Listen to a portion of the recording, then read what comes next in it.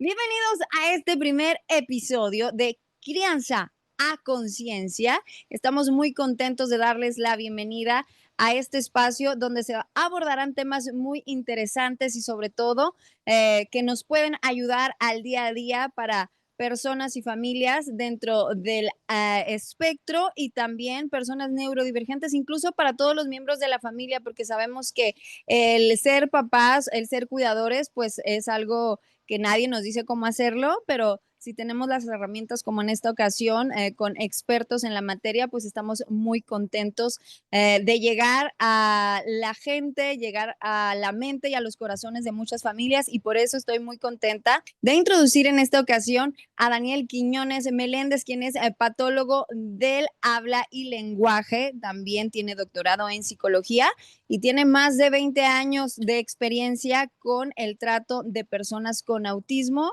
tanto en México, en los Estados Unidos, incluso en Inglaterra. Hola Daniel, buenos días, ¿cómo estás? Hola Alejandra, muy bien, ¿cómo estás?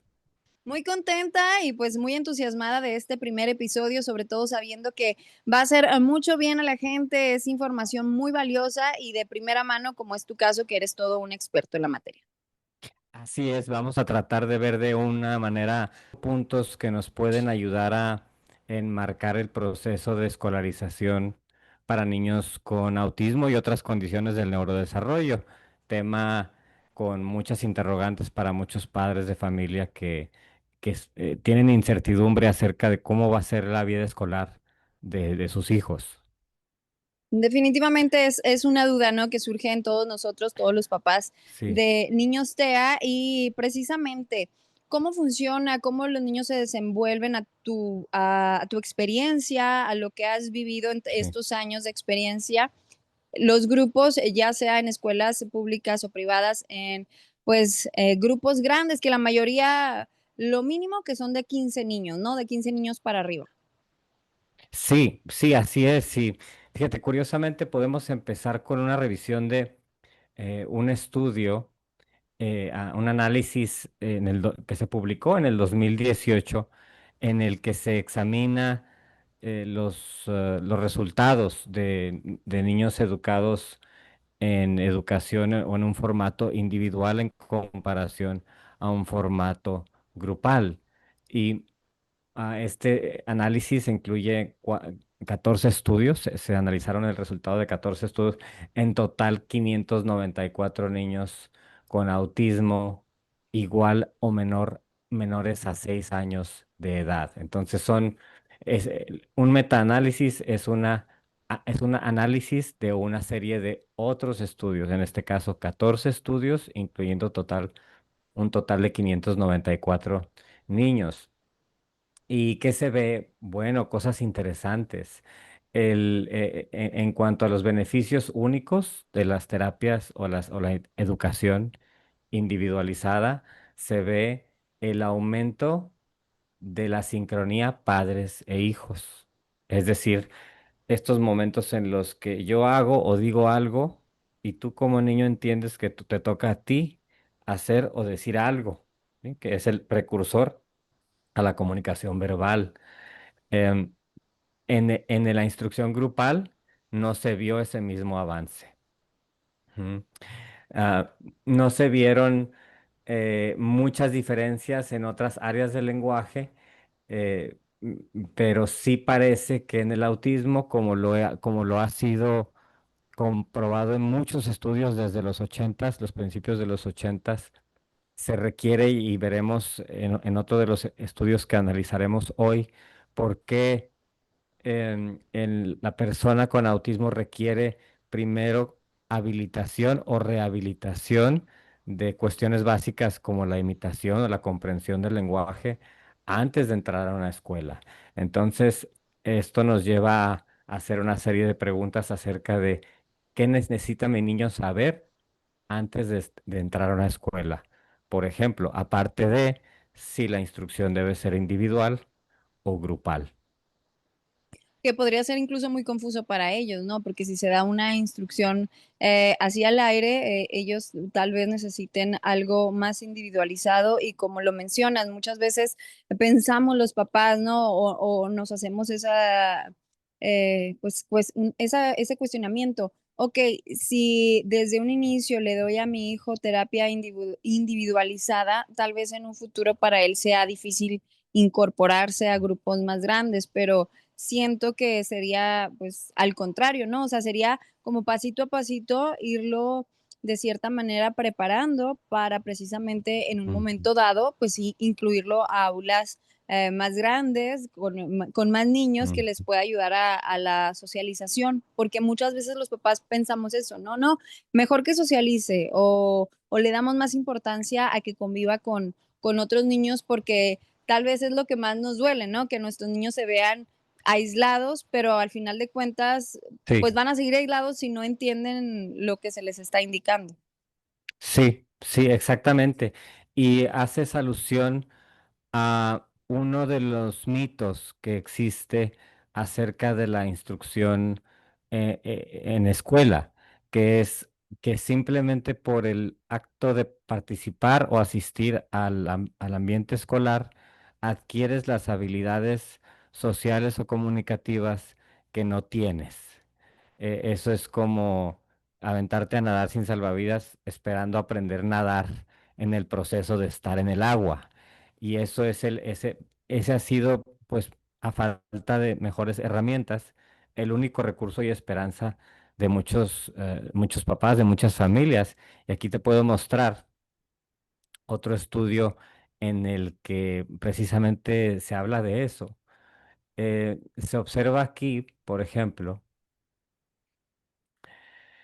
am, en este estudio del 2021 se hace una revisión de varios estudios y se encuentra que cuando se educa al niño en casa, la experiencia es positiva. Y esto lo veo en estudio tras estudio tras estudio en el que, am, ¿qué pasa? Que se evita la ansiedad extrema de que los niños neurodiversos se encuentran en ámbitos escolares regulares, por ejemplo, o inclusive especiales, simplemente por las dificultades que existen para entender su día, sus rutinas, sus tareas y cómo comunicarse con su entorno.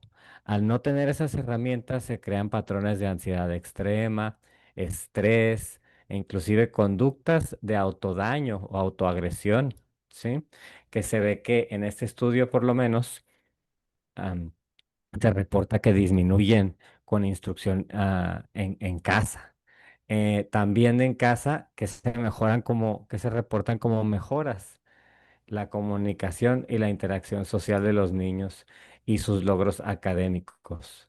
Entonces, es un mito que si el niño no atiende a una escuela tradicional, digamos, en un formato grupal, tradicional, no adquiere habilidades de socialización.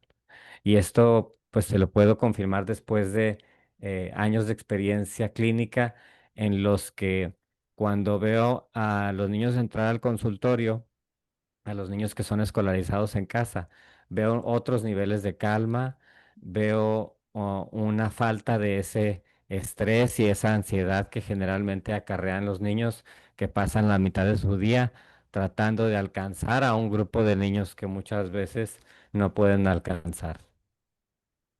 Oye, y esta frustración obviamente que va a ser evidente para ellos, que va a generar ansiedad y pues recordando también, ¿no? Que una ansiedad prolongada pues detona una depresión, entonces involucra otro tipo de situaciones que pues per se, ¿no? Los niños neurodivergentes son susceptibles a tener, entonces ya dándoles otro factor o u otra experiencia más, pues, complicada para ellos, ¿no? Que al final de cuentas son herramientas que nosotros como papás, pues, vamos dándoles o queremos generarles a ellos para no que sea más fácil, sino que en su proceso, pues, lo asimilen de una manera adecuada, porque también brincamos al tema, ¿no? Los papás luego nos sentimos frustrados o estamos insatisfechos de las decisiones que tomamos o creemos que a lo mejor el sistema, y efectivamente el sistema no está, bueno, pues diseñado, ¿no? Para personas neurodivergentes, bueno, ni para cualquier persona, porque al final de cuentas yo creo que cada quien aprendemos de una manera diferente y el sistema no está para eso, o sea, el sistema está para que aprendas lo que puedas, si entendiste bien, si no entendiste, ni modo, pero sí siento esa frustración o me siento identificada, ¿no? Con los papás con niños escolarizados, que en el caso particular el mío no está escolarizado, pero sí, sí yo siento frustración cuando hay como tipo, pues no avance o que veo que se estanca, me imagino que con mayor razón los Ujú. papás que tienen a sus hijos pues escolarizados en grupos grandes, que incluso hasta con ayuda de maestros sombra, pues implica un costo muy, muy, muy grande. Entonces dices, bueno, pues estoy sacando del bolsillo, estoy haciendo el mayor esfuerzo y no estoy viendo los resultados, pues que yo imaginé que iba a tener, ¿no? Sí, sí, y eso es, em, sería de importante para los que nos, padres que nos escuchan, y puede ser de ayuda de alguna manera, saber que no están solos, ya que en todo el mundo esto es un problema.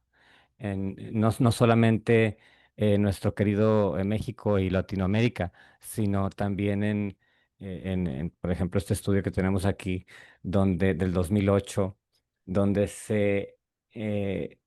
a nivel nacional en Estados Unidos, de los años 2003 al 2004, bueno, las cosas no han cambiado tanto, ¿eh? De hecho, podríamos decir que han empeorado un poco. Am, y se hace este estudio acerca de los servicios de educación que reciben los papás de niños con autismo en Estados Unidos. Y bueno, ¿qué reportaron? No están plenamente satisfechos con la educación. La mitad de los papás reportó que necesitaban más servicios de los que recibían. Nunca conocí o he conocido en más de 20 años trabajando con familias en Estados Unidos. No he conocido una familia que me diga, tengo todo lo que necesito de mi sistema escolar. Eso puede significar que no necesariamente la solución esté en aventarle dinero a este problema, en mejor infraestructura, en más personal ni siquiera, si no existe la información adecuada. Cuando te falta un maestro por aquí, o te faltan materiales por allá, o te falta un escritorio, pero tienes la información. He visto sistemas escolares, salones, maestras, familias, lograr la configuración de sistemas educativos individuales para un determinado alumno de muy alta calidad, para que los padres que piensen, bueno, ¿será que me tengo que ir a vivir a Estados Unidos? ¿Será que necesito irme a otro país donde haya mejor educación? Pareciera ser que no es por ahí, pareciera ser que la evidencia sugiere que son todos los sistemas tradicionales educativos los que están fallándonos, especialmente a los niños con necesidades especiales. Claro. En los Estados Unidos, pues sí, lo que podríamos encontrar serían, pues muchas terapias, ¿no? Que están incluidas al momento de tu hijo ser diagnosticado y eso obviamente en Latinoamérica no lo tenemos. Ese tipo de beneficios, pues sí es digno de aplaudir, ¿no? Que estén tan organizados allá y que en México, pues toda la terapia que tú puedas incluir, llamémosle sensorial, equinoterapia, del lenguaje, terapias extras, ¿no? A lo que sería la escolarización de un niño con autismo o dentro del espectro, pero de ahí a que efectivamente estén aprendiendo lo que tienen que aprender, pues sí, es complicado. Y también me imagino, ¿no? Acá en Latinoamérica, y pues lo vivimos, es costoso también, o sea, es costoso todo este tipo de terapias, todo este Así tipo es. de herramientas extras, ahorita lo mencioné, de estar apoyados con un maestro sombra, pues cuesta, o sea, no cualquiera tiene el acceso o la posibilidad a, pues, ayudarse, apoyarse de este tipo de herramientas. Entonces, también entra esta, ¿no? Pues frustración, ¿qué voy a hacer? ¿Cómo le hago? Porque si tienes un poquito Sí, que dejar de hacer cosas, obviamente por atender a tu niño, a tu niña, que es la prioridad, pero también está complicada la situación porque pues, dejo de Mm, trabajar, ¿y qué le voy a dar de comer al niño? Entonces, sí, la solución, ¿cuál sería? Porque te envuelves sí. como en un círculo sin salida, o sea, no ves hacia dónde, Ujú. particularmente en tu caso, Daniel, con tantos años de experiencia, ¿recomiendas el homeschooling, la educación en casa o cómo podríamos adaptarlo para una familia regular o incluso recordemos, ¿no? Que muchas de las familias al tener un miembro dentro del espectro, pues se ven fracturadas y ya queda la mamá sola o el papá solo, entonces ya incluso involucra otras situaciones de la dinámica familiar. La evidencia parece indicar que la mejor opción es la educación individualizada y en casa, pero la realidad que describes es las limitaciones de nuestros recursos logísticos, ya Claro, sea mi tiempo como papá, como mamá, para poder darle instrucción a mi hijo, el recurso que yo pueda invertir en un maestro particular, porque yo no tengo el tiempo para administrar la educación a mi hijo directamente, y la planeación y gestión de un currículo educativo que hoy cada vez es más posible con la ayuda de inteligencia artificial, diseñar un currículo educativo individualizado para mi hijo en casa. Eso presenta varias barreras que no necesariamente hemos trabajado como sociedad porque estamos apenas, en mi opinión, despertando a todas las posibilidades que se abren cuando olvidas por un momento o dejas de poner en un pedestal la educación grupal.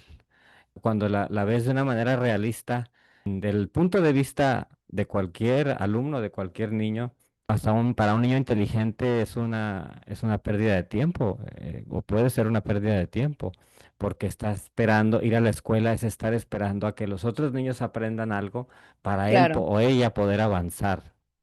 Y eso, pues, ¿cuántas veces no estará ocurriendo en tiempo real, ahora mismo?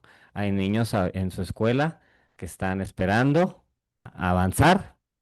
Ellos ya aprendieron a sumar, pero no pueden aprender a multiplicar todavía porque sus compañeros están trabajando todavía en las restas.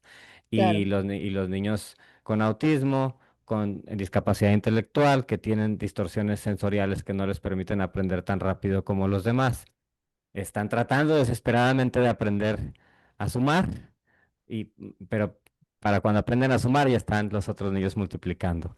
Entonces claro. hay un desfase de los dos lados de la distribución que, que perjudica, en mi opinión, a muchos de nuestros niños y deja mucho potencial sin aprovechar. Oye, y ahorita lo mencionabas, ¿no? Porque muchas veces también creemos o pensamos que las personas con autismo no son inteligentes, o sea, Ujú, sí sí, son, hay variaciones, ¿verdad? Como todo, porque es sí, un espectro al final de cuentas, pero eso es lo importante de reconocer que cada quien puede desarrollar habilidades e incluso destrezas que los pueden hacer pues genios o únicos, sí, pero dándonos sí. cuenta efectivamente pues para qué somos buenos, ¿no? Así como todos los seres humanos tenemos a lo mejor un caminito o nos podemos ir guiando precisamente en base a nuestras habilidades o para lo que somos buenos. Entonces, enfocarnos más en lo que somos buenos y tal vez lo que no somos tan buenos, pues sí, no descartarlo, pero no verlo negativo, sino, bueno, si tengo estas herramientas o si tengo estas cualidades, estas aptitudes,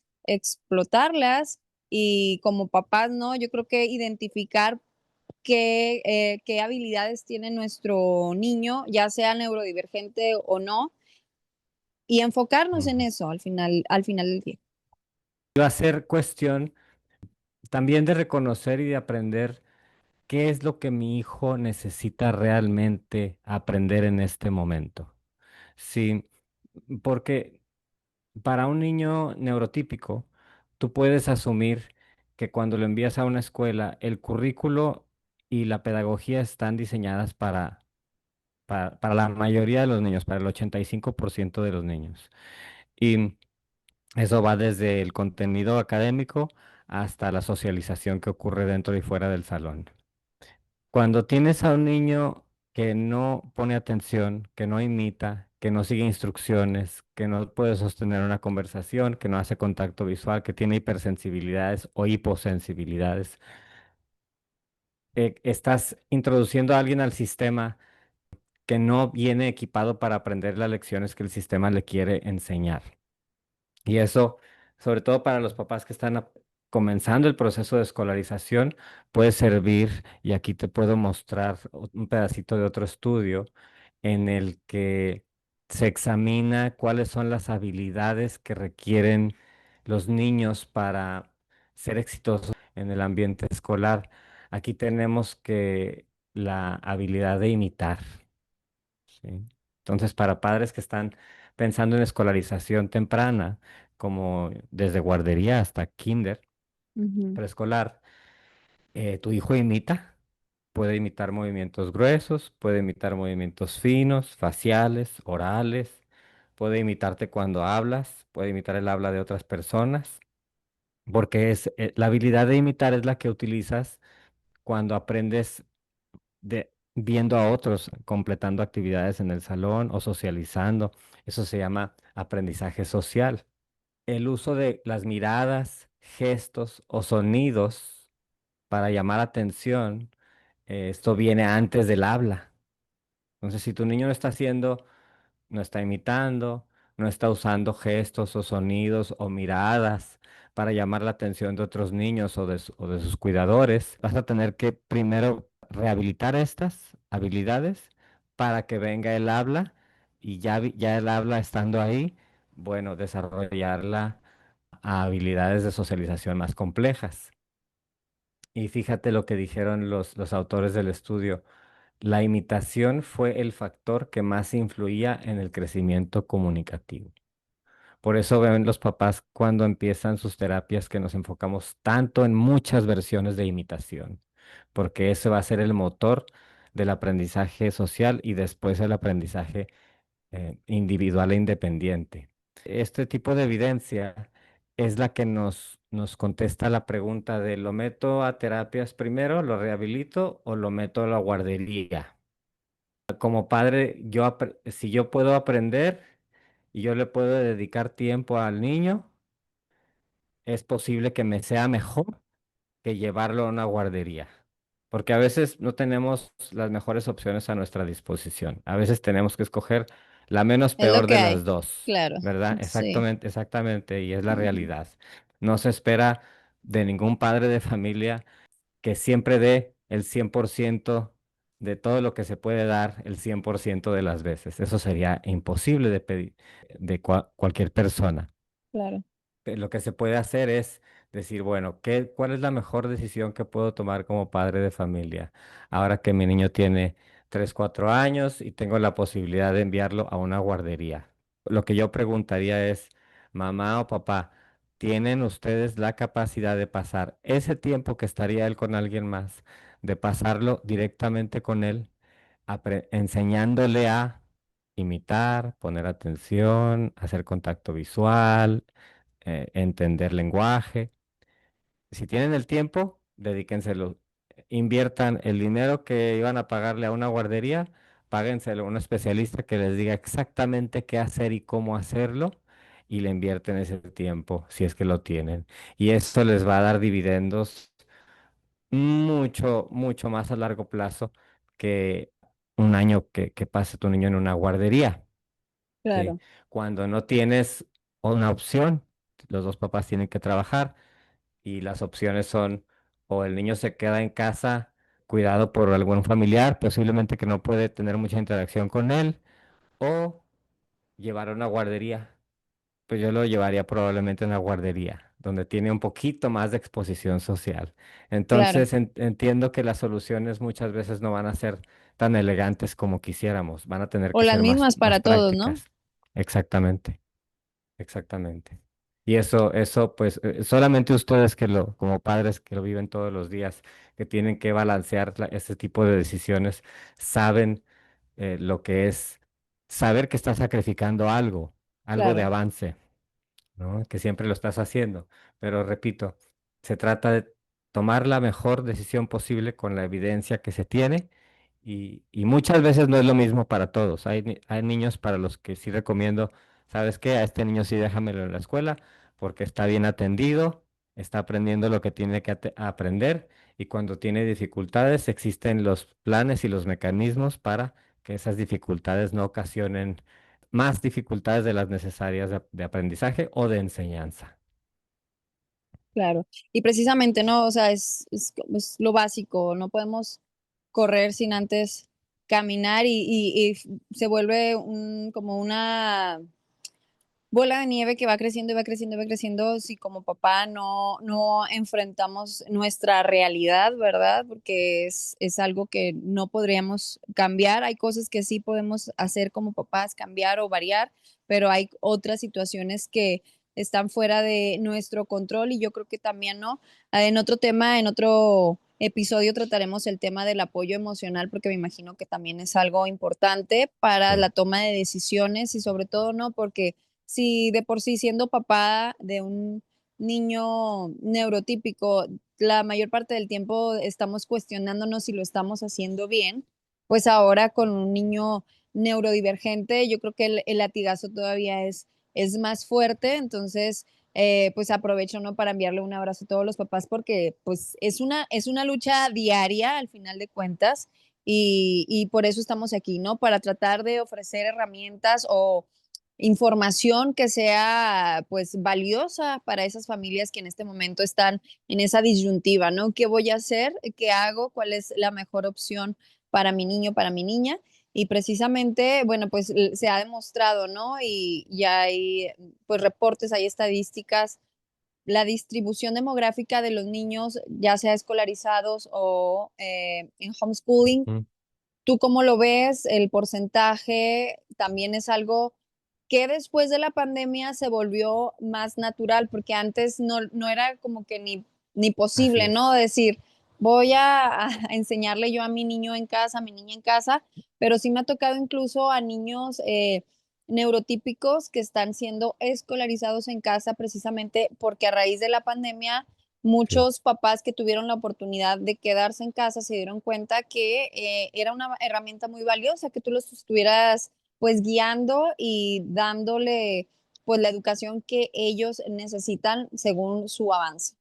En Estados Unidos, 4 de cada 10 niños están en aulas regulares, 5 de cada 10 de educación especial, como ya digamos, como el tipo USAER o clases totalmente separadas especiales, y 1 de cada 10 en su hogar. Entonces tenemos por lo menos la mitad de niños con autismo, de alumnos con autismo, que requieren una solución. Y eso es considerando que estos niños ya estuvieran bien colocados. ¿Sí? Tenemos el otro 50% bueno, ¿qué está pasando con ellos? ¿No? ¿Realmente están aprovechando su día?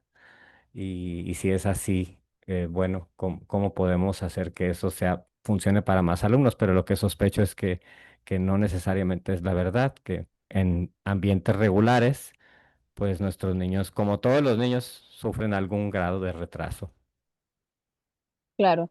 Y bueno, pues aquí yo creo que con esto cerramos este primer episodio. Algo que te gustaría agregar, Daniel, porque es información importante, pero también, bueno, ya la tengo, ¿qué voy a hacer, no? O sea, de aquí, que sigue? Sí, y recomiendo a padres de familia platicar con sus maestros de manera muy específica acerca de cuáles son las metas educativas de tu hijo presente trimestre o semestre, ni siquiera el presente año escolar. ¿Qué estamos trabajando en las habilidades de mi hijo o de mi hija estos 3 meses? Y poner y fijar metas, porque esas se fijan de acuerdo a los estándares de documentación de las escuelas públicas, inclusive privadas. Esto todo se documenta, pero siempre en estos 20 años he visto mejores resultados cuando los padres de familia toman la delantera sobre todos esos esfuerzos y son los que coordinan las juntas, las convocan y las dirigen y hacen las preguntas adecuadas en estas reuniones con maestros, con directores, con terapeutas y llegan acuerdos concretos de qué es lo que se está instruyendo, qué es lo que el niño está aprendiendo, si es atención visual, si es reciprocidad, si es comprensión del lenguaje, cómo lo está aprendiendo mi hijo aquí en la escuela y cómo lo puedo apoyar yo en casa. Y en 3 meses, pues ya volveremos a platicar para ver dónde estamos. Esto tiene que ser un seguimiento mucho más de cerca que el que recibe un niño neurotípico. Entonces, a padres de familia, sea cual sea la configuración de tu sistema de escolarización, es estar muy al pendiente. Ser la voz, ¿no? Y sobre todo, pues, estar ahí, pues, abogando, ¿no? También por Sí, cambios, a lo mejor de estrategias o por modificaciones en la planeación, que sabemos que, pues, es un sistema y luego se complica la situación, pero si ya lo tomamos en nuestras manos y lo que no se puede hacer bajo el sistema lo podemos hacer nosotros en casa, pues, ya sería así una es. gran diferencia para nuestros pequeños y, pues, agradeciéndote esta oportunidad de estar compartiendo cámaras y micrófonos y esperemos que esta información sea de mucha ayuda para las familias con personas neurodivergentes y sobre todo, bueno, pues que se animen a escuchar esta información porque al final del día cada vez hay más niños diagnosticados con TEA. Entonces, aunque no sea tu hijo, pues va a ser a lo mejor tu vecino, va a ser tu sobrino, va a ser alguien cercano a ti, entonces puede ser muy valioso y podemos hacer gran diferencia en nuestra sociedad. Gracias, Daniel, por esta oportunidad. Así es, encantado de compartir este tiempo o por primera vez para nuestra audiencia. Esperamos traerles más información relevante y útil de temas claves a la crianza de nuestros niños. Gracias, nos vemos la próxima. Esto fue Crianza a Conciencia. Hasta luego.